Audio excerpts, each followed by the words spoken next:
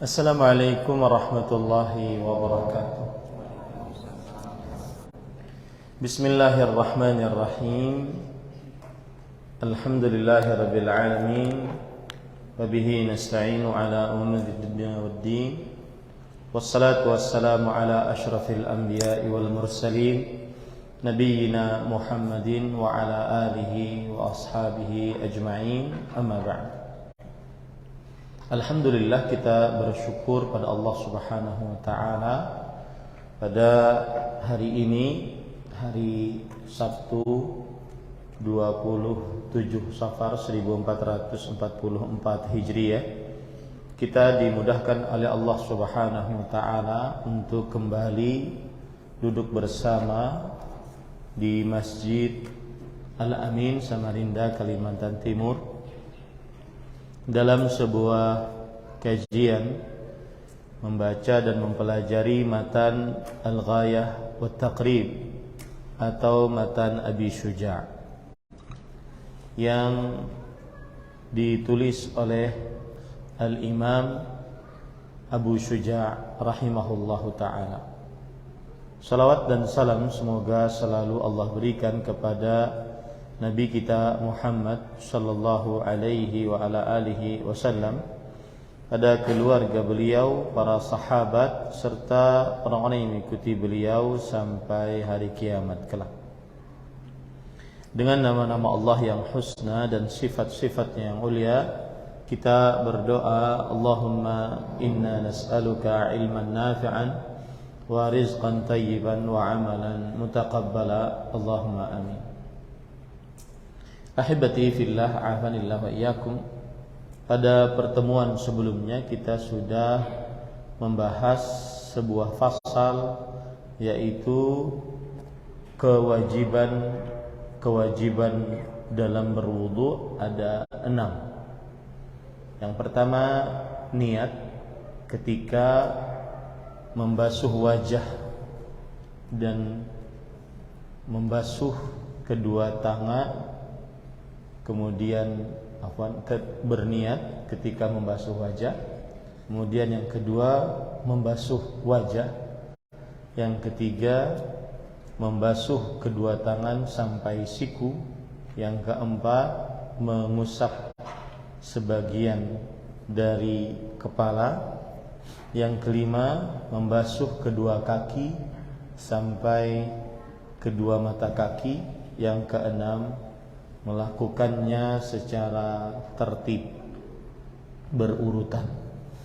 Kemudian kita juga sudah bahas pada pertemuan sebelumnya tentang sunnah dalam berwudu. Ada 10 menurut mazhab Imam Asy-Syafi'i, yaitu mengucapkan bismillah, lalu membasuh kedua telapak tangan sebelum memasukkannya ke dalam bejana. Ketiga, berkumur-kumur. Keempat, memasukkan air ke hidung dan mengeluarkannya. Yang kelima, mengusap seluruh kepala. Yang keenam, mengusap kedua telinga yang dalam dan luarnya dengan air yang baru. Ketujuh, menyela-nyela jenggot yang tebal. Kedelapan, menyela-nyela jari-jari jemari tangan dan kaki. Yang kesembilan, mendahulukan bagian kanan dari bagian kiri. Dan yang ke-10, membasuh sebanyak 3 kali. Kemudian yang ke-10 yaitu al-muwalat, melakukannya secara tertib. Artinya muwalat itu adalah berurutan. Tidaklah membasuh anggota sebelumnya, tidaklah anggota sebelumnya kering kecuali sudah membasuh anggota setelahnya. Baik, pada kesempatan kali ini kita masuk kepada pasal yang baru, yaitu faslun wal istinja'u wajibun minal bauli wal gha'iti. wal afdalu an yastanjiya bil ahjari thumma yutbi'aha bil ma'i wa yajuzu an yaqtasira 'ala al ma'i aw 'ala thalathati ahjarin yunqi bihinna al mahalla fa idza arada al iqtisara 'ala ahadihima fal ma'u afdalu. Fasal tentang istinja. Fasal tentang istinja, beristinja wajib dari kencing dan buang air besar. Beristinja artinya membersihkan dari kencing dan buang air besar. Jadi saat seorang yang kencing ataupun buang air besar, maka kemaluan yang digunakan untuk kencing dibersihkan. Kemudian dubur yang keluar darinya kotoran dibersihkan. Itu namanya istinja. Wal afdalu an yastanjiya bil ahjar thumma yutbi'aha bil ma.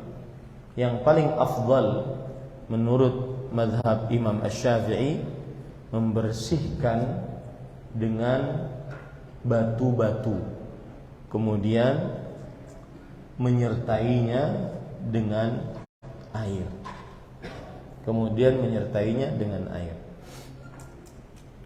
Wa yajuzu an yaqtasira 'ala al-ma' aw 'ala thalathati ahjar yunqi bihinna al-mahall. Dan boleh mencukupkan dengan beristinja dengan air, atau mencukupkan beristinja dengan dengan 3 buah batu yang membersihkan dengan 3 batu tersebut tempat keluarnya kotoran. Fa idza arada al-iqtisara 'ala ahadihima fal ma'u afdal. Dan jika ingin mencukupkan salah satu dari keduanya, maka beristinja dengan air lebih afdal. Jadi di sini menurut mazhab Imam Asy-Syafi'i rahimahullah bahwa hukum beristinja, membersihkan kencing dari kemaluan, membersihkan kotoran dari dubur saat buang air besar, hukumnya wajib. Nah, beristinja dengan apa? Ada yang mengatakan menurut mazhab Imam Syafi'i beristinja yang afdal adalah dengan batu, kemudian disertai dengan air. Jadi misalkan ini dubur, kemudian dioles batu, 3 batu, ya, 1 batu dioles, 1 batu lagi dioles, 1 batu lagi dioles. Atau misalkan ini kemaluan bekas kencing, maka dengan batu, 1 batu dioles, 1 batu dioles, 1 batu dioles. Kemudian baru disertai dengan air. Menurut mazhab Imam Syafi'i ini adalah yang paling afdal. Nanti kita baca dalil-dalilnya. Ini adalah yang paling afdal. Nah, ada cara yang kedua, boleh dengan mencukupkan salah satu dari keduanya, air atau batu. Air atau batu, boleh. Dan batunya harus 3. Nah, kalau seandainya dipilih mana yang lebih afdal antara air dan batu, kalau memilih salah satunya, maka yang lebih afdal adalah air. Yang lebih afdal adalah air. Baik. Dalil yang menunjukkan akan hal ini, hadis riwayat Bukhari dan Muslim dari Anas bin Malik radhiyallahu anhu. Beliau bercerita, kana Rasulullah sallallahu alaihi wasallam yadkhulul khala'a fa ahmilu wa ana wa ghulamun nahwi idawatan wa anazat. Saya ulangi, idawatan min ma'in wa anazatan fa yastanjiya bil ma'i.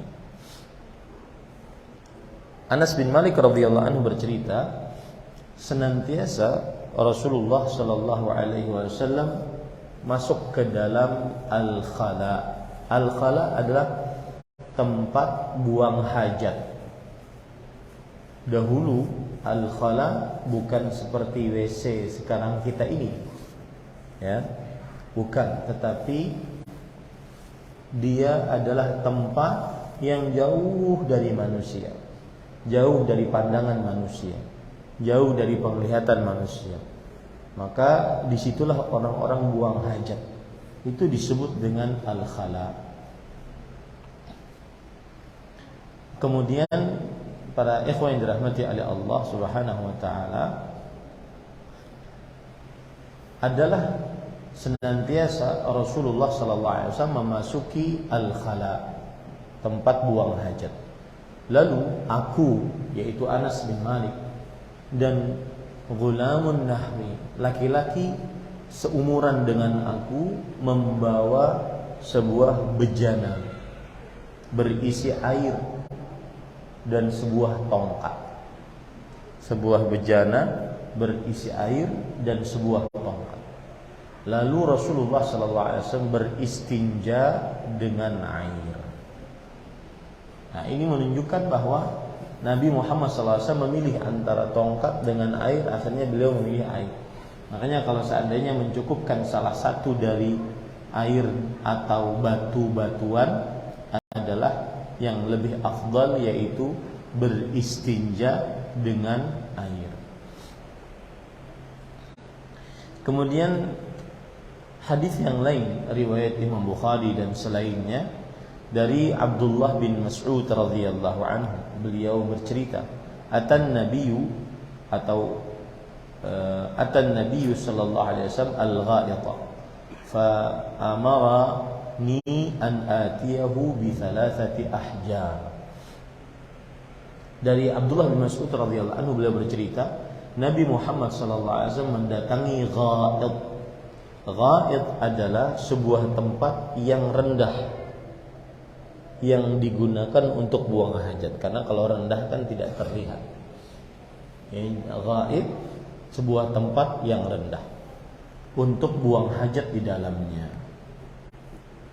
Kemudian aku diperintahkan oleh Rasulullah SAW untuk membawakan kepada beliau 3 batu. Nah, ini menunjukkan bahwa boleh beristinja, membersihkan kotoran dari buang hajat itu dengan batu, dan jumlahnya 3. Karena di sini disebutkan ada kata 3, bisalasati ahjar, dengan 3 batu. Kemudian dalil yang lain yang menunjukkan akan hal ini juga adalah hadis riwayat Imam Abu Dawud dan selainnya, bahwa Aisyah radhiyallahu anha bercerita, anna Rasulullah sallallahu alaihi wasallam qala, idza dhahaba ahadukum ila al-ghaid falyadhhab ma'ahu bi thalathati ahjar yastatibu bihinna fa innaha tujzi'u anhu. Yang artinya, jika salah seorang dari kalian pergi ke ghaid. Ghaid tadi apa artinya? Tempat yang rendah untuk buang hajat. Maka hendaklah dia pergi dengan membawa 3 batu. Lihat di situ ada 3 batu. Dia membersihkan dengan 3 batu tersebut. Maksudnya bekas kotoran yang ada di dubur. Karena sesungguhnya 3 batu tersebut sudah sah membersihkan kotoran tersebut. Mungkin ada yang kepikiran, Ustaz, gimana bisa bersih dengan batu? Maka jawabannya adalah ini perkara yang ta'abbudi. 3 batu, maka kita bersihkan. Kalau seandainya masih ada tersisa, tidak seperti kita membersihkan dengan air, maka itu sudah mencukupi. Paham ya? 3 batu itu bukan berarti digisik sampai habis gitu. Lecet kan? Kalau kau behira lagi sini, ya, maka bukan digisik, akan tetapi dibersihkan secukupnya. 1 batu, kemudian buang, 1 batu, buang, 1 batu lagi, buang. Adapun yang masih tersisa maka ma'fuun anhu, dimaafkan atasnya. Ya, seperti itu. Makanya mazhab Imam Asy-Syafi'i mengatakan lebih afdal dua-duanya. Batu dulu baru disertai dengan air agar bersih, benar-benar bersih. Ya, agar benar-benar bersih. Nah, kalau memilih salah satu di antaranya maka cukup dengan air yang lebih afdal. Kalau seandainya ada air. Kalau tidak ada air maka 3 batu. Baik. Kemudian dalil yang lain yang menunjukkan akan hal ini adalah diriwayatkan oleh Imam Abu Dawud, Imam Tirmidzi, Imam Ibnu Majah dari Abu Hurairah radhiyallahu anhu bahwa Nabi Muhammad sallallahu alaihi wasallam bersabda, "Nazalat hadhihi al-ayatu fi ahli Quba, fihi rijalun yuhibbuna an yatatahharu wallahu yuhibbul mutahhirin." Artinya turun ayat ini, yaitu surat At-Taubah ayat 108, turun ayat ini pada penduduk Masjid Quba. Allah berfirman yang artinya di dalam Quba terdapat orang-orang yang menyukai untuk bersuci dan Allah menyukai orang-orang yang bersuci. Allah menyukai orang-orang yang bersuci. Nah, disebutkan oleh Abu Hurairah radhiyallahu anhu bahwa kanu yastanjuna bil ma fanazalat fihim hadhil ayat. Orang-orang Quba mereka maka turunlah ayat ini. Mereka beristinja dengan air maka turunlah ayat ini. Inilah dalil-dalil yang menunjukkan pendapat mazhab Imam Syafi'i tadi bahwa beristinja wajib hukumnya dari kotoran kencing atau kotoran buang air besar. Itu satu. Kemudian tata cara istinja yang paling afdal menggabungkan antara batu dengan air. Kemudian kalau seandainya ingin memilih antara beristinja dengan air atau batu, maka yang lebih dipilih adalah dengan air karena lebih bersih. Bagi keluarga yang sedang berduka bisa masuk ke dalam masjid agar bisa mengikuti kajian. InsyaAllah nanti kita akan sholatkan jenazahnya entah sebelum zuhur atau setelah zuhur, nanti dilihat. Silahkan bagi keluarga yang berduka agar masuk ke dalam masjid. Nah, terutama ibu-ibu, karena ada tempat khusus untuk ibu-ibu. Panitia masjid mungkin mengarahkan, mungkin tidak tahu tempat untuk ibu-ibu. Baik, bisa dipahami ini ya para ikhwan yang dirahmati oleh Allah Subhanahu wa taala. Lanjut ya.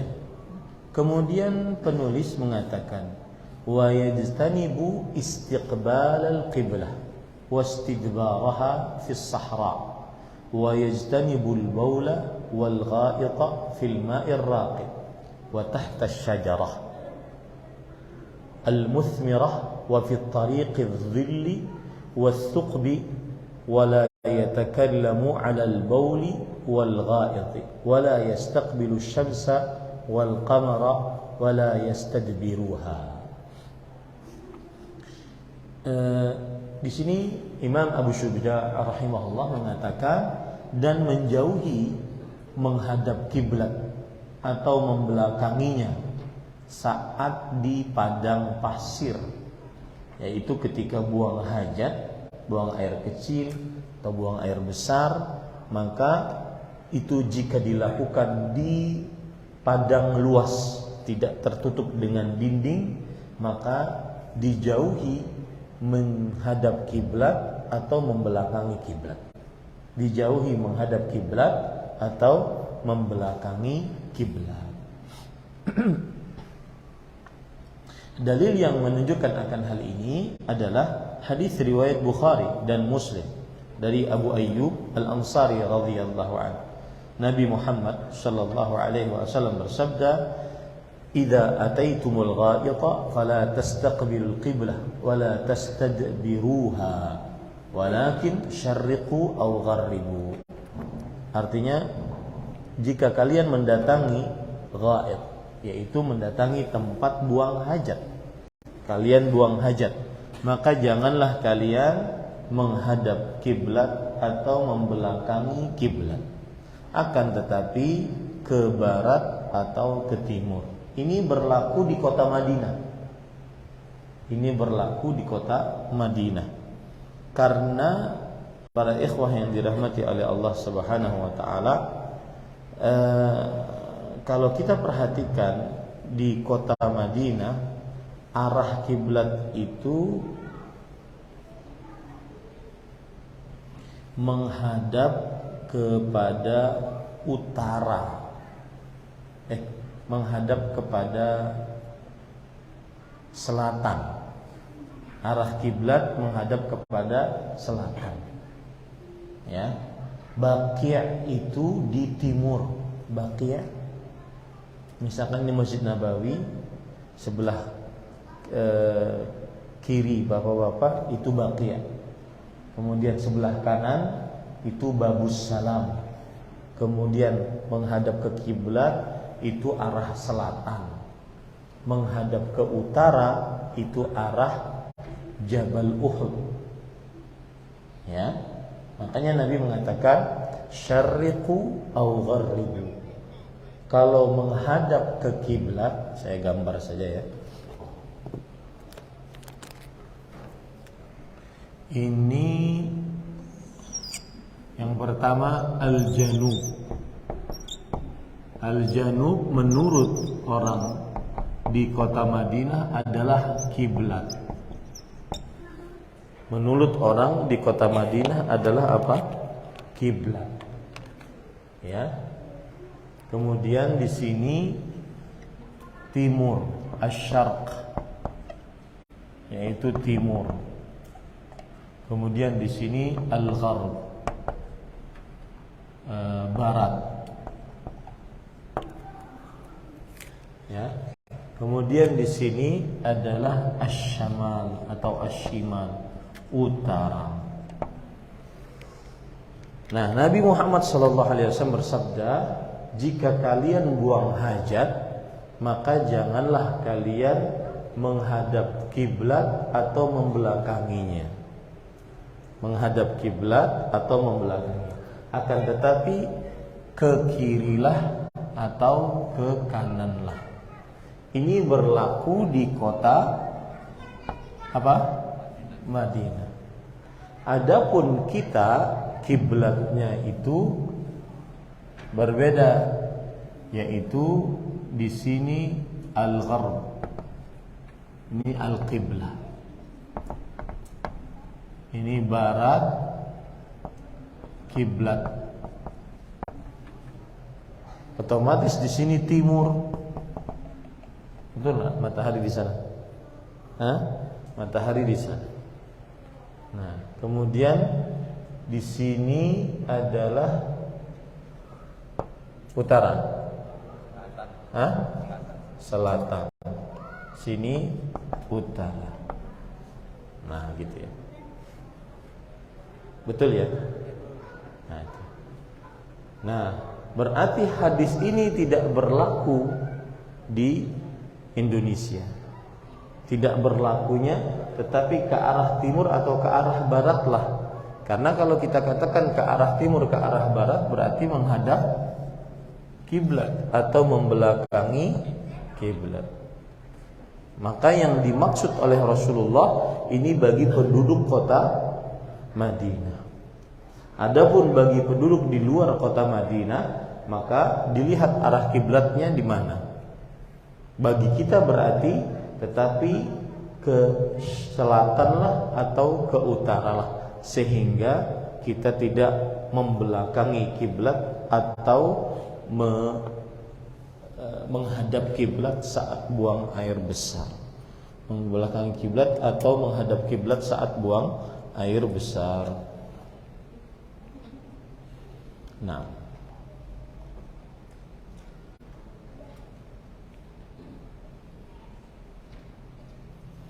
Baik, para ikhwan yang dirahmati oleh Allah, dan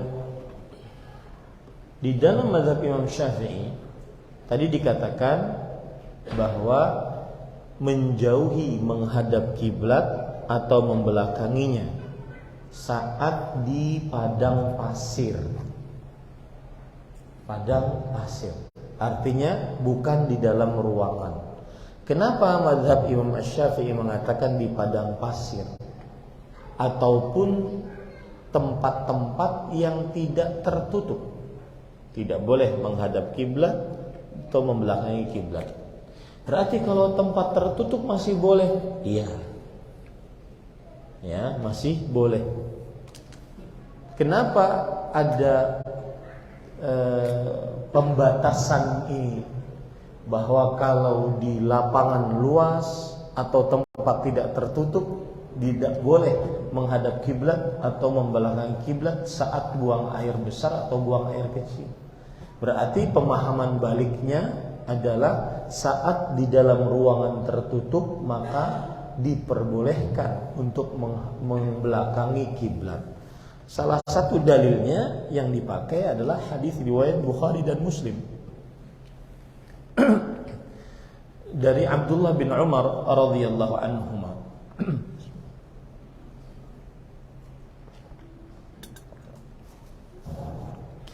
Beliau bercerita, irtaqaitu fawqa dhahri baiti Hafsah li ba'd hajati. Fara'aitu an-nabiyya sallallahu alaihi wasallam yaqdi hajatahu mustadbir al-qiblah mustaqbil asy-Syam. Artinya, kata Abdullah bin Umar waktu Nabi Muhammad sallallahu alaihi wasallam masih hidup, umurnya belasan. Beliau masih baru boleh ikut perang Khandaq itu ketika berumur 15 tahun. Perang Khandaq tahun ke-5 Hijriyah. Nabi Muhammad sallallahu alaihi wasallam wafat tahun ke-11 Hijriyah. Berarti 6 tahun lagi. Berarti ketika Nabi Muhammad SAW wafat, umur Abdullah bin Umar 21 tahun. Makanya beliau belasan saat Nabi Muhammad SAW masih hidup. Nah, Abdullah bin Umar naik ke atas rumah Hafsah. Hafsah binti Umar adalah kakak beliau. Hafsah binti Umar adalah radhiyallahu anhuma adalah istri Nabi Muhammad sallallahu alaihi wasallam. Kata Abdullah bin Umar, aku naik ke atas rumah Hafsah karena sebuah keperluan. Lalu aku melihat Nabi Muhammad sallallahu alaihi wasallam membuang hajat dengan membelangi kiblat dan menghadap ke Syam. Ini Syam. Ya, ini kiblat Al-Masjidil Haram. Ini Masjidil Haram. Nah, ini Syam di sini. Atau Al-Masjidul Aqsa.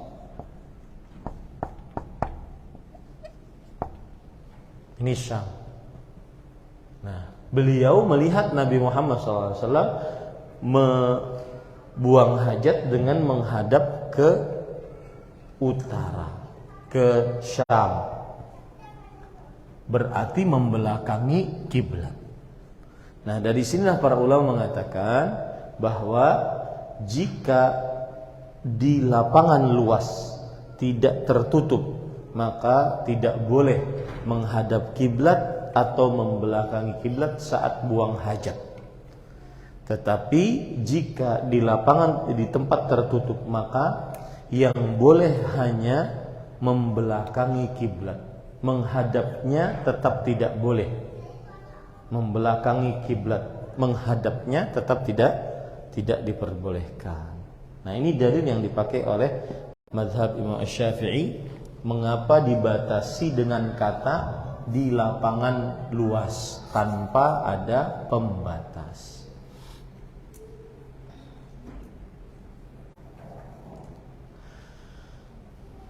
Tetapi wallahu a'lam, para ikhwah yang dirahmati oleh Allah Subhanahu wa taala, bagaimanapun baik itu di lapangan yang tidak ada penutupnya atau di tempat tertutup yang seperti kita sekarang ini dalam WC, maka lebih afdal untuk tidak membelakangi kiblat atau menghadap kiblat. Makanya para tukang biasanya sangat hafal kiblat mana. Oh, langsung dia hadapkan ke utara atau ke selatan. Ya, ke utara atau ke selatan. Agar tidak membelakangi atau tidak menghadap kiblat saat buang air besar atau buang air kecil. Baik. Selanjutnya para ikhwah, wa yajtanibul baula wal ghaita fil ma'ir rakid. Menjauhi buang air kecil atau buang air besar di air yang rakid. Air yang rakid adalah air yang tidak mengalir. Air yang menggenang, tidak mengalir. Nah, ini apa dalilnya kita menjauhi atau dimakruhkan untuk buang air kecil di air yang tidak mengalir, atau apalagi buang air besar di air yang tidak mengalir? Dalilnya adalah hadis riwayat Imam Muslim dan selainnya dari Jabir radhiyallahu anhu, Nabi Muhammad sallallahu alaihi wasallam annahu naha an yubala fil ma'ir raqid wat taghawwutu aqbahu wa aula bin nahi wan nahyul karahat. Artinya bahwa Nabi Muhammad sallallahu alaihi wasallam melarang untuk buang air kecil di air yang tidak mengalir. Al-ma'ur raqid, air yang tidak mengalir. Air yang tidak mengalir itu sama dengan menggenang ya. Betul? Menggenang ya. Air yang menggenang atau tidak mengalir. Nah, buang air besar apalagi, kencing saja tidak boleh, apalagi buang air besar. Nah, yang jadi permasalahan sekarang menurut sebagian ulama mazhab Syafi'i bahwa larangan ini bentuknya kemakruhan. Larangan ini bentuknya kemakruhan. Tetapi menurut Imam An-Nawawi yang merupakan ulama peneliti mazhab Syafi'i, larangan ini adalah keharaman. Larangan ini adalah keharaman sebagaimana yang disebutkan oleh Imam An-Nawawi rahimahullahu taala dalam kitab Al-Minhaj Syarah Nawawi ala Sahih Muslim. Al-Minhaj Syarah Nawawi ala Sahih Muslim. Jadi, dan kita lebih menguatkan pendapat Imam Nawawi. Lihat ya, susahnya belajar fikih melalui mazhab begitu. Dalam satu permasalahan di satu mazhab terjadi perbedaan pendapat. Paham ya? Makanya sekelas Al-Ustadz Al-Fadhil Abu Dahyan, Dr. Musyaffa' Ad-Darini, itu teman saya waktu di kampus, teman ngobrol, teman Masya Allah. Beliau saya tanya, mengapa mengadakan kajian di salah satu televisi dengan membaca kitab Al-Fiqhul Wajiz atau Fiqhus Sunnah, Sahih Fiqh Sunnah, Sahih Fikih Sunnah. Karena kata beliau, kalau kita benar-benar mau belajar mazhab, nggak selesai-selesai nanti. Tidak selesai-selesai. Karena dalam satu mazhab, dalam satu permasalahan terjadi ikhtilaf. Belum lagi dengan mazhab lain. Ya. Ini apa yang saya katakan ini benar-benar ringkasan. Ya, yang penting kita sebagai umat Islam di Indonesia mengetahui apa itu pendapat-pendapat dari mazhab Syafi'i. Meskipun kadang-kadang saya mengemukakan sebuah permasalahan yang terjadi ikhtilaf di antara para ulama. Di antaranya masalah ini, yaitu masalah bahwa seorang muslim dilarang untuk kencing di air yang menggenang, apalagi di buang air besar. Nah, kata-kata dilarang ini hukumnya apa? Makruh atau haram? Nah, itu yang terjadi ikhtilaf di dalam mazhab Imam Syafi'i. Antum harus pahami baik-baik, bedakan antara Imam Syafi'i dengan mazhab Imam Syafi'i. Imam Asy-Syafi'i dengan Asy-Syafi'iyah itu terkadang beda. Ya, Imam Asy-Syafi'i punya pendapat, Asy-Syafi'iyah mazhab Imam Syafi'i punya pendapat. Nah, itu dia. Kemudian ahibati fillah afanillahu yakum, dan kita lebih condong kepada pendapat Imam An-Nawawi karena beliau ulama peneliti dan ulama hadis, bahwa larangan ini sifatnya haram, bukan hanya kemakruhan. Apa bedanya makruh dan haram? Nah, di sini pentingnya ilmu usul fikih. Maka saya nasihatkan kepada para santri, para ustadz pemula, jangan sampai tidak mau belajar ilmu usul fikih. Jangan seperti saya dulu. Saya waktu di kampus malas belajar ilmu usul fikih karena saya belajar di fakultas hadis. Ya, kita lebih condong kepada hadis-hadis Rasul sallallahu alaihi wasallam. Adapun ilmu usul fikih akhirnya tidak kita pelajari dengan mendalam.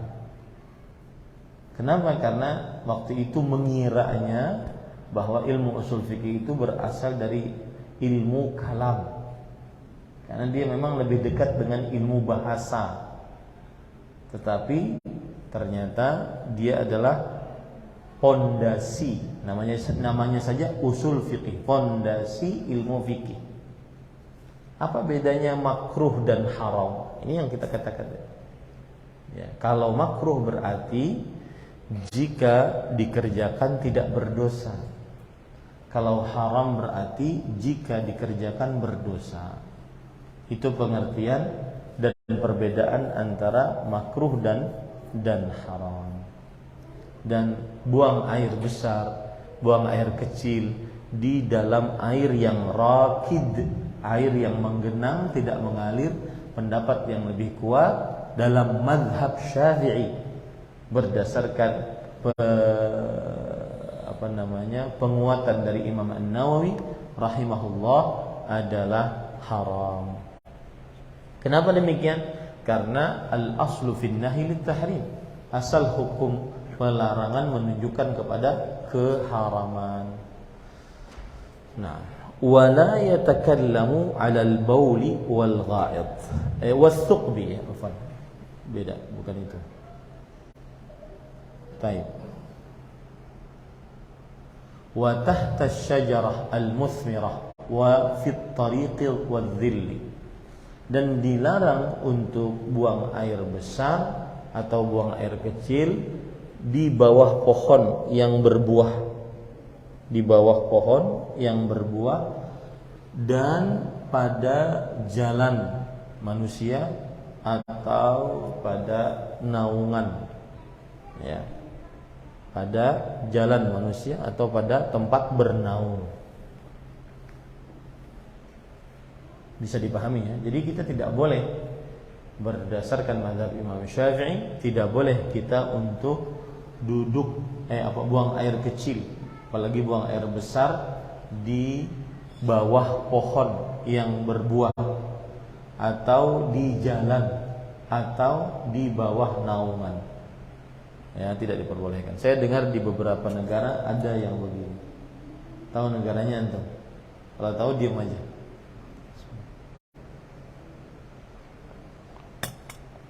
Ya. Ada kawan-kawan saya dulu kerja di pertambangan minyak. Mereka kan dioper kadang-kadang dari negara ini ke negara ini ke negara ini. Sampai ke negara itu mereka melihat orang-orang buang air besar di jalan. Ya, di jalan. Dan ironinya di Indonesia film-filmnya laku. Negara apakah itu? Titik-titik. Ya. Biasanya film-filmnya laku untuk orang-orang ibu-ibu Indonesia. Nah, tapi mereka ya tadi buang air di jalan, samping jalan buang air. Ya. Seperti itu. Maka tidak diperbolehkan untuk buang air di jalan atau di bawah naungan. Di bawah naungan seperti halte gitu, ada naungannya, ya, tidak diperbolehkan. Dalil yang menunjukkan akan hal ini hadis riwayat Muslim dan selainnya dari Abu Hurairah radhiyallahu an bahwa Nabi Muhammad sallallahu alaihi wasallam bersabda, ittaqul la'anain, ittaqul la'anain. Qalu wa man la'anani ya Rasulullah? Qala alladhi yatakhalla fi tariqin nas aw fi dhillihim. Nah, artinya jauhilah dua orang yang mendatangkan atau dilaknat, dua orang yang dilaknat, jauhi. Kemudian para sahabat bertanya, apa itu dua orang yang dilaknat, wahai Rasulullah? Yang pertama, orang yang buang air besar di jalan manusia. Di jalan manusia. Yang kedua, orang yang buang air besar di naungan-naungan yang digunakan oleh manusia. Di naungan-naungan yang digunakan oleh manusia. Al-la'anain di sini maksudnya adalah al-amrainil jalibaini lil-la'n, dua perkara yang mendatangkan laknat manusia. Laknat manusia itu maksudnya apa? Yaitu kalau dikerjakan orang akan mendoakan keburukan. Ya. Kalau dikerjakan orang akan mendoakan keburukan. Seperti misalkan ada orang kencing di jalan, buang air besar di jalan. Maka orang-orang yang melihatnya mengatakan, buruk sekali ini orang. Mudah-mudahan dia begini. Didoakan yang buruk-buruk. Nah, saya ingin bertanya, ini santri dari Binsun? Ya. Dan santri dari sini saya nasihatkan agar panitia masjid menyediakan buku matan ghayah wa taqrib. Ada dijual. Buku-buku di toko-toko buku yang lama di pesantren-pesantren salafiyah ada dijual. Cari berapa orang, paling enggak sampai 10. Insyaallah disediakan bulan depan ya. Buku namanya Matan Al-Ghayah wa Taqrib. Jadi buku kuning. Ya, ini belajar kitab kuning ya ini. Sekarang kalau di pesantren-pesantren tradisional namanya belajar kitab kuning. Matan Al-Ghayah wa Taqrib. Murah aja dia, enggak terlalu mahal. Tipis-tipis ini. Supaya para santri benar-benar ngaji gitu. Ya, ngaji.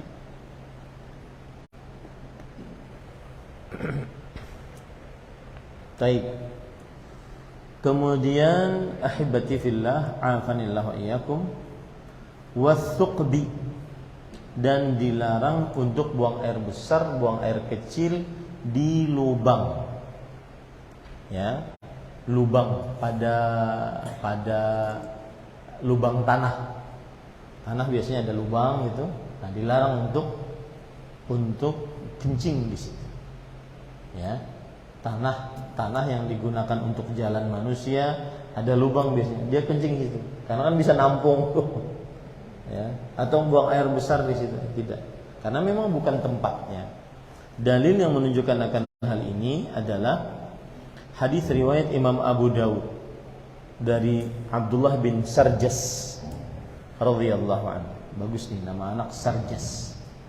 Ya. Abdullah bin Sarjas.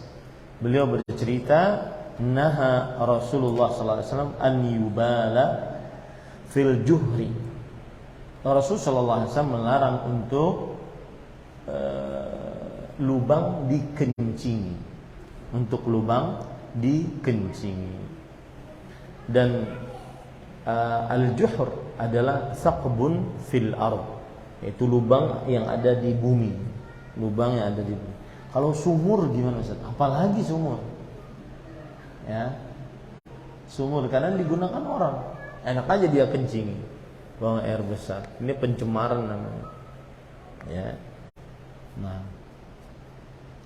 Wala yatakallamu 'alal bauli wal ghaid.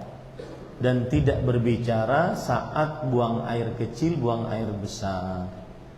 Apa dalilnya? Hadis riwayat Muslim dari Abdullah bin Umar radhiyallahu anhu, anna rajulan marra Rasulullah sallallahu alaihi wasallam yabul fasallama alaihi falam yarudda alaihi. Dari Abdullah bin Umar radhiyallahu anhu, beliau bercerita bahwa seseorang melewati dan Rasul sallallahu alaihi wasallam sedang buang air kecil. Lalu orang ini yang lewat tadi mengucapkan salam dan Nabi Muhammad sallallahu alaihi wasallam tidak menjawab salam mereka. Tidak menjawab salam mereka atau salamnya orang tersebut ya. Ini menunjukkan ketika buang air kecil, buang air besar, maka tidak berbicara. Dan ini hukumnya makruh kalau berbicara. Ya, hukumnya makruh. Artinya kalau berbicara juga bagaimana? Berbicara juga berarti tidak berdosa. Karena pengertian makruh tadi apa? Jika dilakukan tidak berdosa. Saya ingin menyebutkan tentang hal-hal yang oh masya Allah. Mana Mas?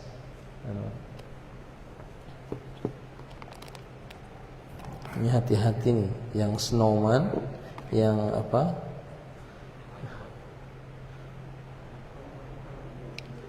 Ini enggak dilihat mungkin nih.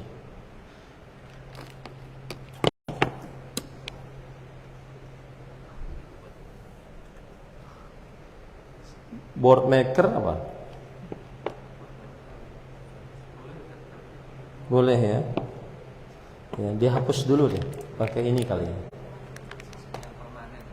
Ini yang permanen. Nah, dihapus aja pakai itu, bisa insyaallah. Taib, gini, ada hukum syariat itu ada 5. Wajib, mandub, mubah, makruh, haram. Paham ya? Nggak bisa? Ya. Ini dipilihin mana yang dipilihin. Nah itu jangan lagi itu sudah.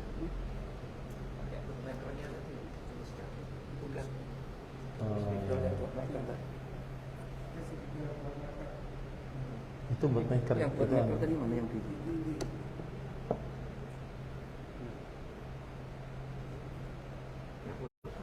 Biasanya ada cairan. Tulis-tulis lagi. Ada cairan. Taib. Ada hukum syariat itu ada 5. Saya ingin memudahkan antum-antum bagaimana bisa mengingatnya dengan mudah. Bagaimana bisa mengingatnya dengan mudah. Yang pertama wajib. Wajib itu paling mudahnya adalah jika ditinggalkan berdosa. Wajib itu jika ditinggalkan apa? Berdosa. Sunnah jika ditinggalkan tidak berdosa. Itu ya, itu bedanya. Kemudian makruh dan haram apa bedanya? Jika dikerjakan berdosa, maka ini haram. Sedangkan yang makruh adalah jika dikerjakan tidak berdosa. Paham ya? Nah, pilihin nih mana yang nanti salah lagi saya. Saya ulangi, wajib apa tadi? Jika ditinggalkan berdosa. Kemudian sunnah jika ditinggalkan tidak berdosa. Ya tak?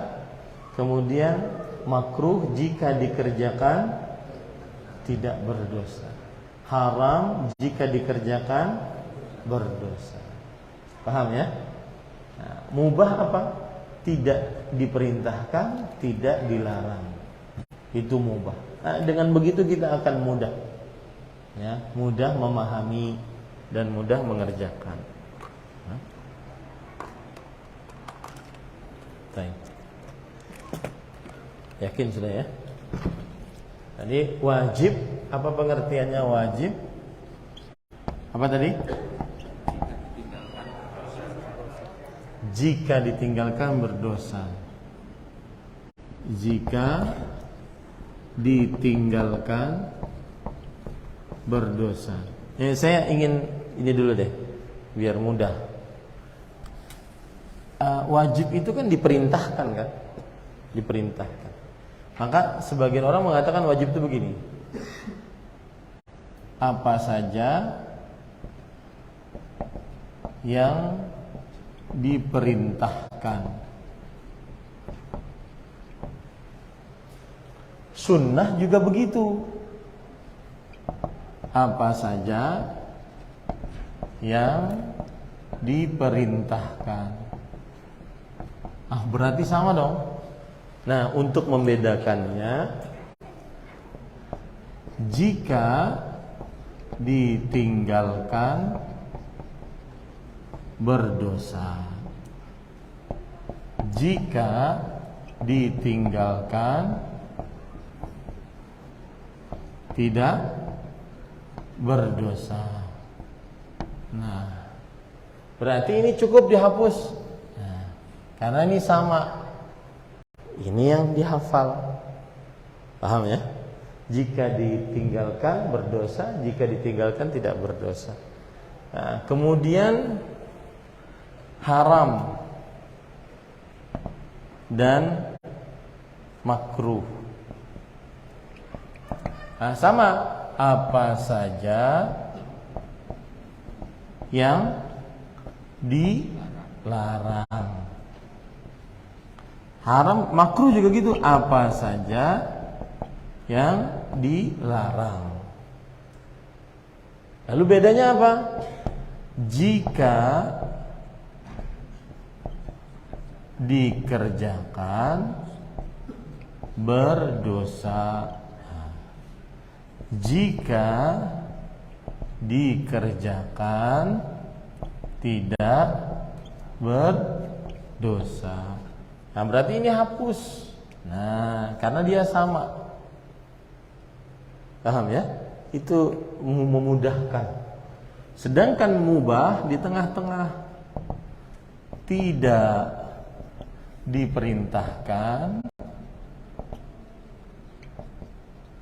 dan tidak dilarang.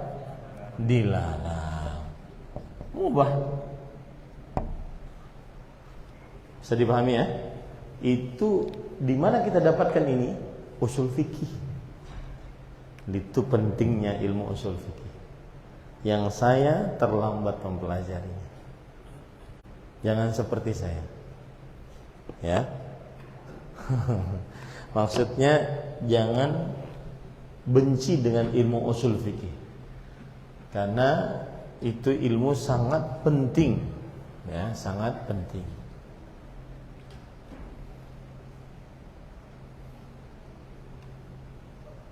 Taib. Dan tidak berbicara saat buang air besar, buang air kecil. Nah, lihat di situ dalilnya apa? Nabi Muhammad SAW ketika beliau kencing, orang lewat mengucapkan salam dan Nabi tidak menjawab salamnya. Ya. Nah, nanti sebenarnya ini ada masalah di dalam hadis ini. Nabi nggak menjawabnya, kenapa? Apakah karena kencingnya atau karena tempatnya? Ya, apakah karena kencingnya atau karena apa? Tempatnya. Nah, itu masalah lagi. Berarti masih luas ilmunya. Jangan malas belajar, jangan sudah merasa pintar. Yang kita pelajari sekarang ini dasar sekali. Ya. Nah, kemudian juga berdasarkan hadis riwayat Imam Abu Daud dari Abu Sa'id Al-Khudri radhiyallahu anhu, sami'tu an-nabiyya sallallahu alaihi wa ala alihi wasallam yaqul la yakhruju ar-rajulu ar-rajulan yadribani al-gha'ita kashifaini an awratihima yatahaddathani fa inna Allah azza wa jalla yamqutu ala dhalik. Artinya tidaklah dua orang keluar pergi tempat buang hajat, lalu dia buka auratnya dan kedua-duanya berbicara, maka sesungguhnya Allah Azza wa Jalla akan murka atas mereka berdua. Nah, kalau dilihat dari tinjau ilmu hadis beda lagi bicaranya. Ini hadis sahih enggak? Nah, gitu cara belajarnya. Jadi beda tata cara belajar orang fikih dengan orang hadis. Ya, orang hadis membicarakan dulu hadis ini sahih enggak? Kalau sahih lanjut, baru kita ambil pelajaran-pelajaran dari perkataan para ulama. Kalau enggak sahih tinggal. Nah, itu. Kalau orang fikih, iya, dia mempelajari perkataan-perkataan para ulama tentang pendapat-pendapatnya. Nah, itu bedanya. Ya, meskipun kita tidak pungkiri bahwa orang-orang ahli fikih pun banyak yang ada ahli hadis. Ya.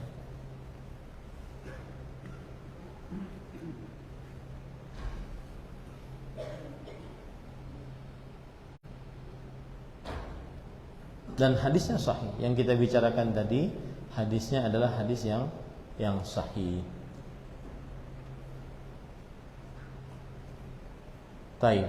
Intinya tidak berbicara saat buang air kecil, buang air besar. Taib. Kalau berbicara gimana? Haram enggak atau makruh? Nah, nanti dilihat qarinahnya. Ya. Ada yang mengatakan haram karena Rasul sallallahu alaihi wasallam melarang dan mengancam dengan kemurkaan. Dan ini yang lebih kuat pendapatnya. Karena Allah Subhanahu wa taala mengancam dengan kemurkaan bagi siapa yang saat buang air kecil, buang air besar saling berbicara. Ya. Ini kadang-kadang sambil teleponan kan? Iya. Bahkan kadang jawab salam pas lagi telepon. Ya. Maka tidak menjawab. Berdasarkan mazhab ini tidak menjawab. Berdasarkan hadis tadi tidak menjawab. Wala yastaqbilu syamsa wal qamara wala yastadbiruhuma. Kemudian adab selanjutnya tidak menghadap matahari dan bulan dan tidak membelakangi keduanya.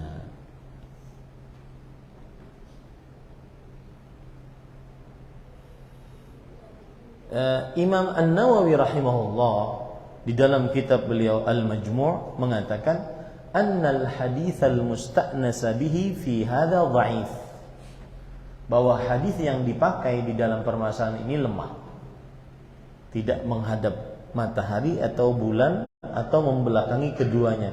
Ini hadis yang dipakai lemah, bal huwa batilun, bahkan dia adalah pendapat yang batil, hadisnya batil. Wa anna as-sahih al-mashhura annahu yukrahu al-istiqbala duna al-istidbar.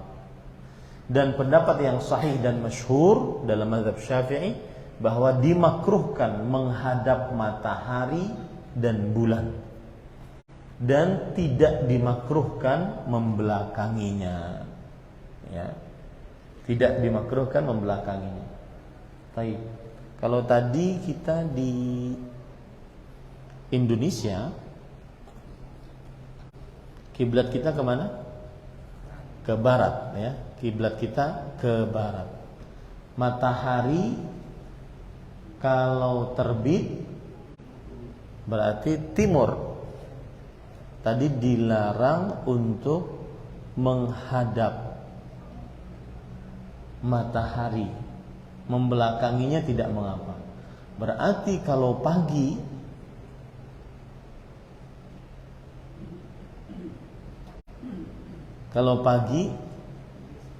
boleh nggak?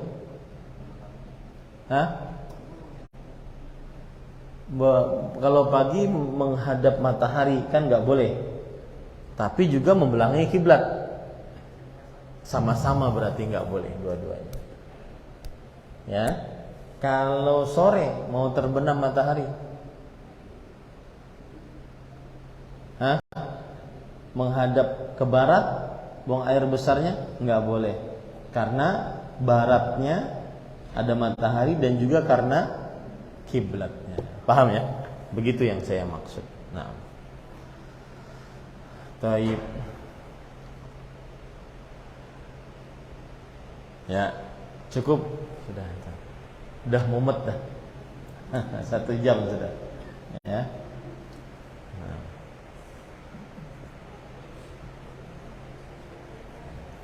Kita catat dulu. Kita berhenti pada permasalahan ini ya. Dan insya Allah pada pertemuan yang akan datang kita membahas tentang hal-hal yang membatalkan wudu. Hal-hal yang membatalkan wudu. Ini sudah pertemuan keberapa? Kelima. Ya. Ini sudah pertemuan yang kelima. Nah,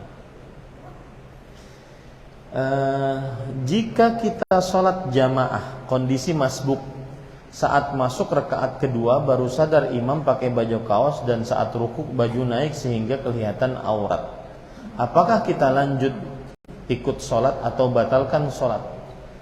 Ini kan sering kejadian, imamnya pakai baju kaos, kemudian celana, lalu ketika rukuk kelihatan belahan pantatnya, itu aurat, maka tidak sah sholatnya. Maka makmumnya wajib untuk mengingatkan si imam dan batal sholatnya, baik si imam atau makmumnya, wajib dia berhentikan sholatnya. Karena pendapat yang lebih kuat adalah seorang wajib menutup auratnya saat sholat. Apa pendapat jumhur ulama Syafi'i terkait cara mengusap kepala dalam berwudu? Oh, ini sudah kita jelaskan. Mazhab Imam Asy-Syafi'i, mereka mengatakan yang wajibnya hanya sebagian, yang sunnahnya seluruhnya. Yang wajibnya hanya sebagian. Jadi fardu wudu itu sebagian dari rambut kepala. Adapun sunnah wudunya mengusap seluruh rambut kepala. Dan pendapat ini kita kuatkan pendapat yang lain, yaitu bahwa wajibnya mengusap seluruh rambut kepala. Ya, karena begitulah yang disifati oleh para sahabat Nabi radhiyallahu anhum tentang wudunya Rasulullah sallallahu alaihi wasallam. Beliau tidak pernah sebagian rambut kepala, tetapi beliau contohkan seluruh rambut kepala, dari depan ke belakang, dari belakang ke depan. Adapun dalil bahwa Nabi Muhammad SAW mengusap pada sebagian rambut kepala, kemudian beliau karena beliau memakai imamah, beliau memakai surban, maka ini dalam keadaan memakai surban. Ya, dalam keadaan memakai surban, ada alasan pada waktu itu. Wallahu a'lam.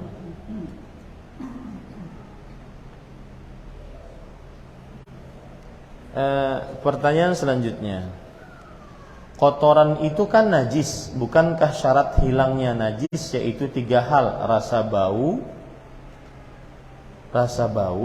warna, dan rasa, bau, dan warna, gitu ya. Rasa, bau, dan warna. Enggak, di sini pertanyaannya bentuknya, iya bentuk, tetapi bukan itu yang dimaksud oleh ulama. Rasa, bau, dan warna. Ya, rasa, bau, dan warna. Bentuk tidak dibicarakan. Bagaimana kaitannya dengan mazhab Syafi'i beristinja dengan batu? Pertama, ini bukan hanya pendapat mazhab Syafi'i, ini pendapat mazhab jumhur. Boleh beristinja dengan batu. Jadi mazhab Imam Syafi'i tidak menyendiri di dalam pendapat ini, tapi ini pendapat jumhur, diperbolehkan untuk beristinja dengan batu. Ya, yang kedua adalah seperti yang sudah saya ungkap di awal, ini adalah ta'abbudi. Ta'abbudi itu apa? Kita taat sesuai dengan perintah. Bukan karena ada illatnya, Ustadz ini masih tersisa. Enggak. Perintahnya 3 batu. Ya sudah. Meskipun masih tersisa.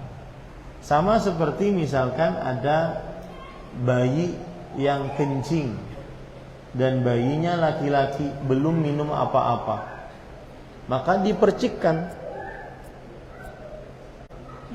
masih tersisa kan? Masih tersisa kan? Maka bukan ukuran karena dia ta'abbudi. Kita mengerjakannya karena taat kepada syariat Islam. Ya, meskipun masih tersisa. Nah, itu maksudnya. Dia adalah perkara ta'abbudi. Dan biasanya alal ghalib itu adalah yang tersisa sangat sedikit sekali. Bisa dikatakan ma'fuun anhu, dimaafkan atasnya. Wallahu a'lam.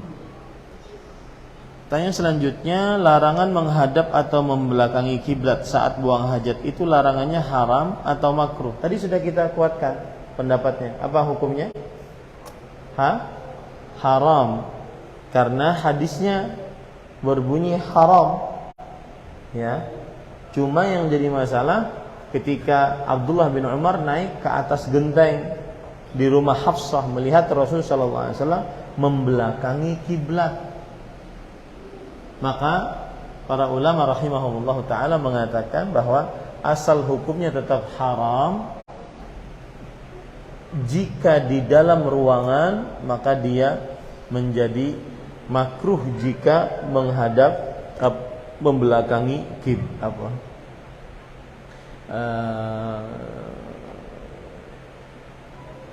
asal hukumnya tetap haram jika buang air besar, menghadap kiblat atau membelakangi kiblat. Yang asal hukumnya begitu. Karena ada hadis yang menunjukkan akan hal itu. Janganlah kalian menghadap kiblat atau membelakanginya saat dalam keadaan buang air kecil atau buang air besar. Itu hadisnya berbunyi seperti itu. Taib.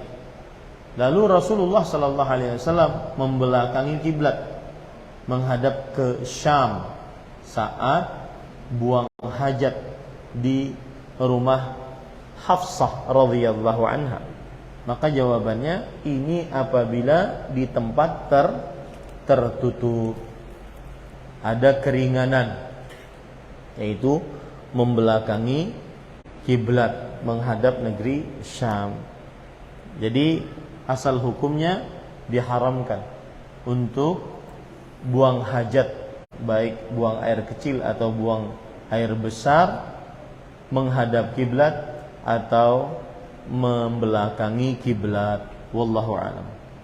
Bagaimana dengan WC atau kloset yang sudah terlanjur menghadap atau membelakangi kiblat?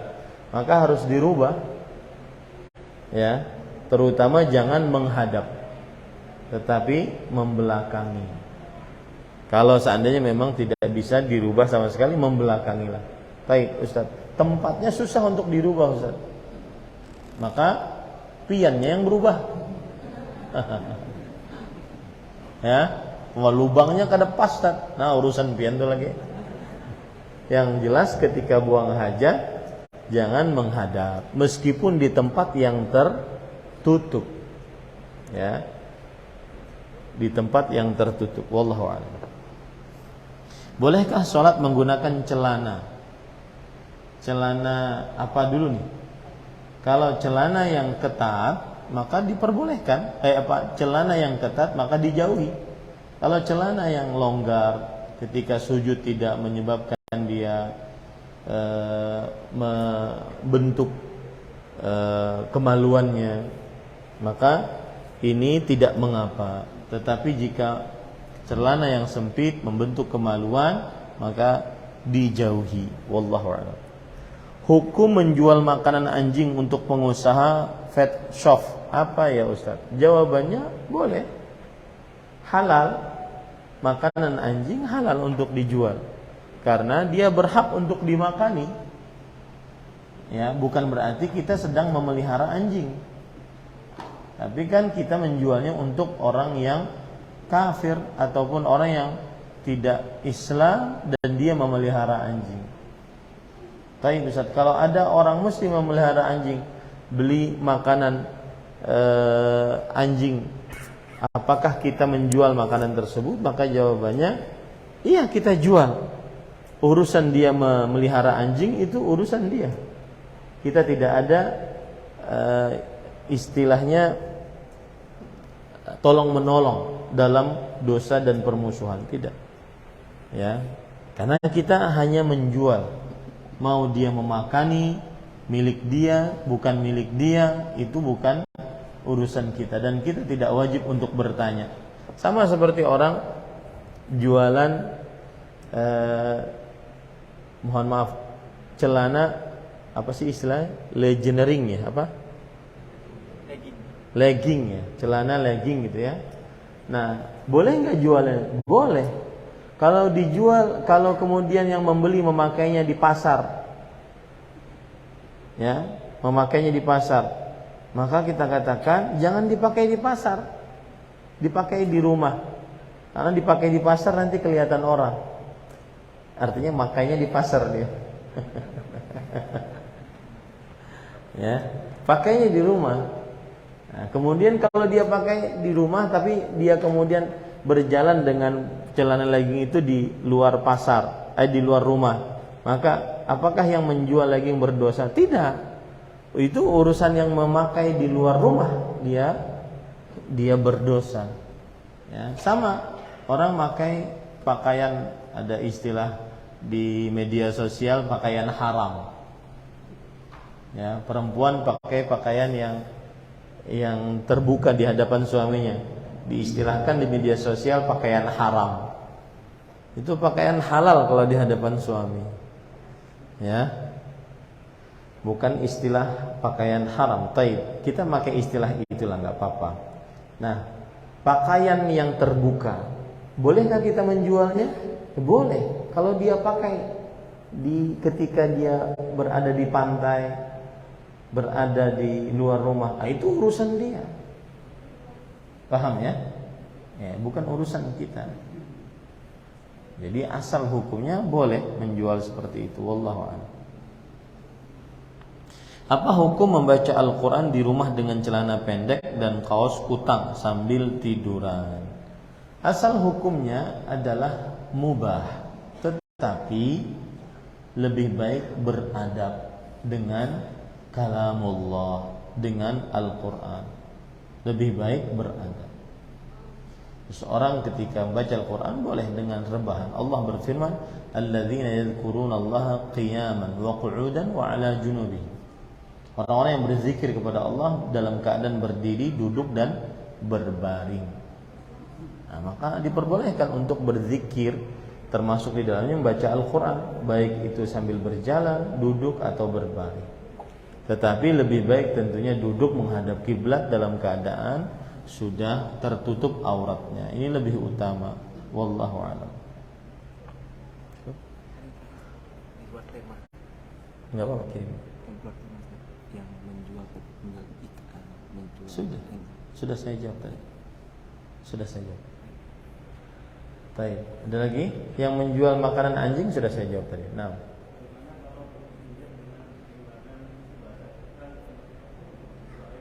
Bagus. Bismillah, walhamdulillah. Bagaimana beristinja dengan tisu basah? Ini dalam keadaan-keadaan terpaksa. Saya pernah beberapa negara saya datangi, ya, nggak ada air, nggak ada air. Jepang, Korea itu nggak ada air, sama sekali nggak ada air. Jadi gimana? Maka pakai tisu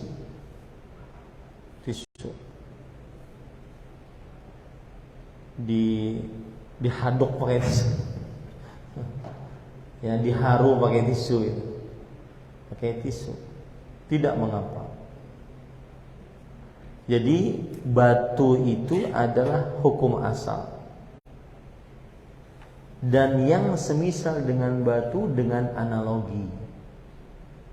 Seperti misalkan kain yang kasar ataupun daun yang kasar ataupun macam-macam yang semisal dengan batu dengan analogi menyamakan hukumnya, termasuk di dalamnya tisu basah. Maka bisa dikatakan itu lebih dari batu ya. Tapi tadi apakah kemudian dia 3 tisu basah ataukah lebih? Maka jawabannya adalah Rasulullah SAW membatasi dengan minta 3 batu. Apakah itu batasan ataukah tidak? Apakah itu batasan ataukah tidak?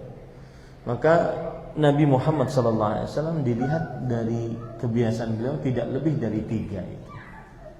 Nah, maka lebih baik 3. Tetapi jika tidak dirasa cukup 3, maka pada saat itu boleh lebih tanpa ada terlalu berlebihan. Wallahu a'lam. Bagaimana saat membersihkan ompol anak di kasur namun sudah dibersihkan dengan sabun dan pewangi, namun setelah kering masih menyisakan bau? Apakah masih najis kasur tersebut? Tidak. Ya, karena asal hukumnya sudah dibersihkan. Kemudian yang masih nempel ini adalah perkara yang susah untuk dihindari. Masuk ke dalam bab fikihnya begitu. Perkara yang susah untuk dihindari. Dan sebagai pengalaman, dulu anak-anak saya sebagian, 1 orang lah yang suka ngompol. Salah satu caranya adalah dengan cairan pembersih lantai. Nah, itu hilang baunya. Ya, cairan pembersih lantai apa sajalah. Tapi yang berwarna hijau lebih utama. Ya, itu hilang nanti baunya. Wallahu a'lam. Tapi kasurnya cepat rusak. Ya.